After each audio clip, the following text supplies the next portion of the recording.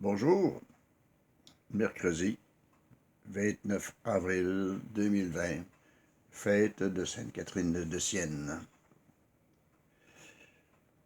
Comment ça va chez vous? On parle de reprendre les classes du primaire dans 2 semaines, ou presque.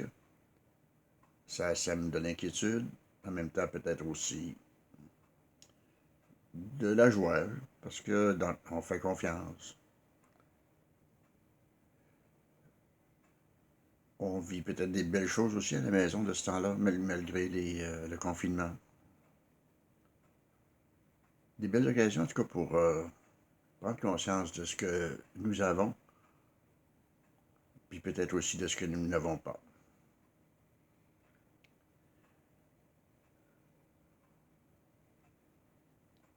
Il y a quelqu'un qui aujourd'hui nous présente Jésus comme étant le pain de vie et qui est toujours présent à nous autres. On va, j'ai envie de simplement vous présenter d'abord un chant que vous connaissez probablement tous, là, qui est de trouver dans ma vie ta présence. On va écouter.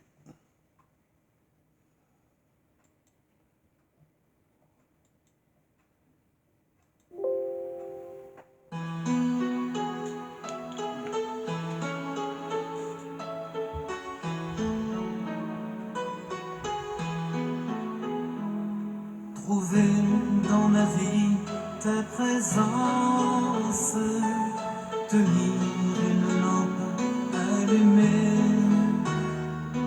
choisir avec toi la confiance, aimer et se savoir aimer.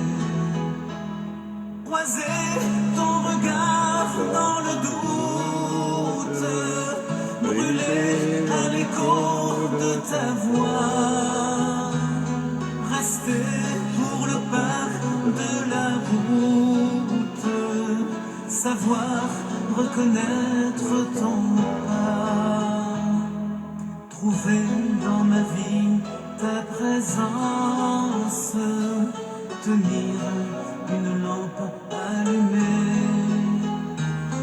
choisir avec toi la confiance, aimer et se savoir aimer, brûler quand le feu devient cendre, partir vers celui qui attend, choisir de donner sans reprendre, fêter le retour d'un enfant.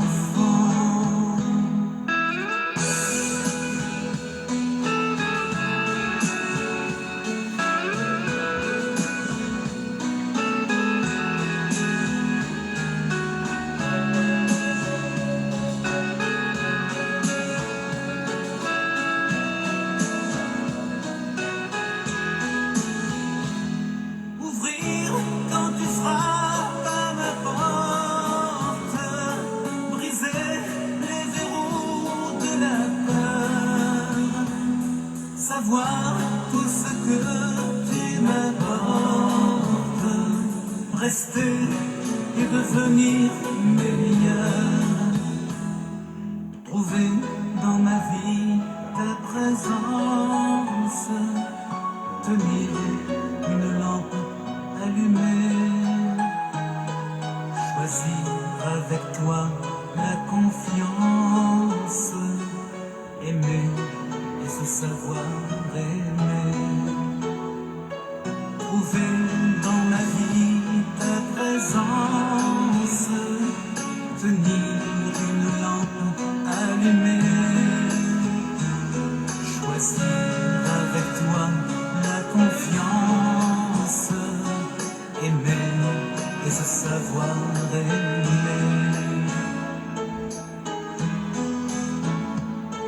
trouver dans ma vie ta présence.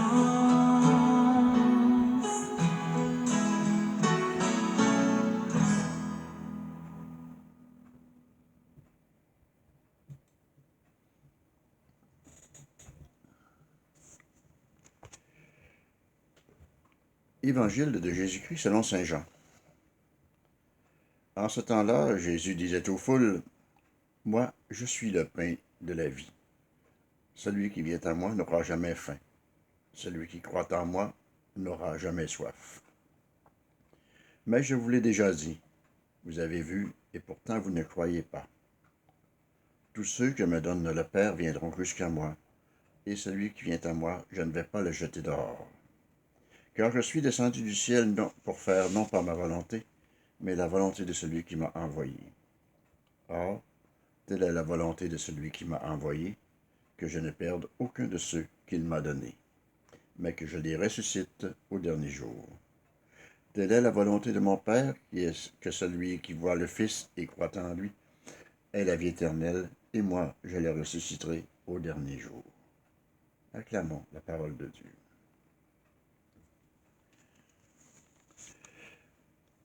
Depuis le début de la semaine, il est toujours question de pain. Le pain que les Juifs ont mangé, les Israélites ont mangé au désert, la manne. Le pain que Dieu nous offre par sa parole, par Jésus, et le pain qu'il nous donne aussi par l'Eucharistie. Cependant, pour la grosse majorité d'entre nous, depuis le 15 mars, il n'est à peu près pas possible de communier au corps du Christ. En même temps, nous avons quand même la chance, la possibilité d'avoir la parole de Dieu, qui elle aussi est pain de vie, qui elle aussi nous permet d'entrer en relation avec Dieu, nous permet de communier à Dieu, nous permet de communiquer et de communier avec les autres aussi. Car il dit bien, je suis le pain de vie, le pain de la vie. Celui qui vient à moi n'aura jamais faim, celui qui croit en moi n'aura jamais soif. Son pain est inaltérable, inaliénable, il ne peut pas s'essouffler, il est toujours présent. Puis, en même temps, comme c'est une parole de Dieu, c'est aussi toujours une parole qui est agissante. Quand Dieu dit, Dieu agit. Quand Dieu nous dit qu'il nous fait, veut nous ressusciter, qu'il va nous ressusciter, c'est qu'il le fait. Quand Dieu disait au début de la création que cela était bon, c'est parce que c'était bon. Et c'est aussi encore bon aujourd'hui, malgré la pandémie, malgré les malheurs que certaines personnes peuvent vivre de ce temps-là. En particulier, bien sûr, on pense toujours aux personnes âgées, mais il y a aussi toutes les autres personnes les plus jeunes qui sont au front et qui, à l'occasion, sont malades aussi, les autres. Aujourd'hui, l'évangile de Saint Jean nous rappelle très simplement qu'il est le pain de la vie. Et que quand on croit en lui, quand on adhère à sa parole, quand on écoute sa parole, nous n'aurons plus jamais faim. Il nous satisfait dans nos faims. On espérait peut-être que ce soit autrement, qu'on puisse le toucher, le sensible, mais c'est dans sa vie, dans notre vie, dans le fond, qu'il faut la trouver, sa présence, à travers toutes les personnes qui mettent sur notre chemin, à travers aussi tout l'amour qui existe dans nos maisons. Il y a des maisons où il n'existe pas d'amour, mais c'est dommage, c'est malheureux. Mais il existe aussi beaucoup de maisons où il y a du bonheur. Pour nous, ce matin, Dieu est notre pain. Sa parole est notre pain. Et c'est son pain, c'est lui qui se donne à travers sa parole, comme il se donne à l'Eucharistie. Il nous donne sa parole pour que nous soyons, que nous n'ayons plus faim, que nous n'ayons plus soif, si nous croyons en lui.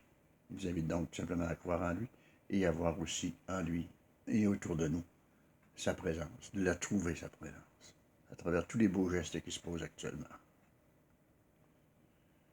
Et je vous invite tout simplement à ce qu'on dise ensemble, Notre Père, qui es aux cieux, que ton nom soit sanctifié, que ton règne vienne, que ta volonté soit faite sur la terre comme au ciel. Donne-nous aujourd'hui notre pain de ce jour. Pardonne-nous nos offenses, comme nous pardonnons aussi à ceux qui nous ont offensés, et ne nous laisse pas entrer en tentation, mais délivre-nous du mal. Amen.